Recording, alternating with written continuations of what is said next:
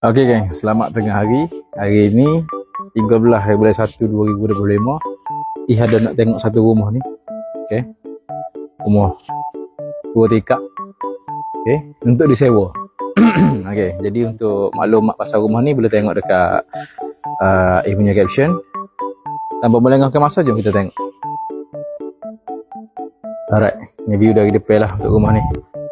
Okey, kita ada pintu kayu situ dan juga sliding yang menghadap ke depan rumah. Okey.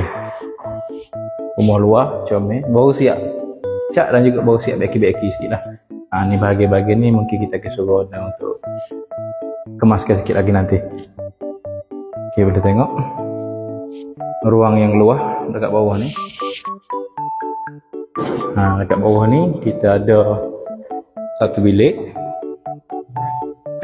Okey. Luar ni ada satu bilik air dan bahagian dapur.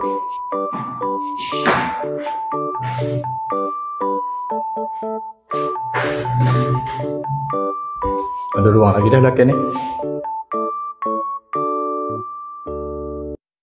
Dan kita ada satu pintu besi lah untuk bahagian luar rumah. Ditunjuk bahagian dalam, bawah dan juga atas dulu dah. Kita naik tengok apa dia ada dekat atas. Alright, dekat atas ni kita ada satu ruang depan ni. Okay.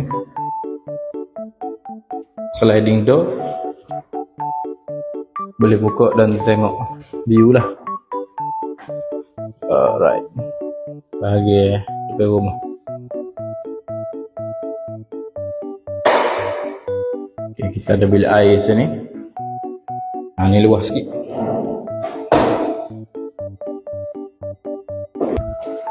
Rumah lama lagi, rumah lama. Nak bagi sewa murah-murah. Kita bagi ada air kosong gini. Bilik pertama, bilik kedua. Okay. Dan dekat sini ada satu lagi toilet. Alright. Okay, jadi pada anda semua yang berminat nak tengok keadaan rumah ni, boleh inform kita mari tengok. Dan memang tak terganggu dengan orang lain lah. Dan kedudukan rumah ni betul-betul di belakang bangunan ICT. Alright. Assalamualaikum.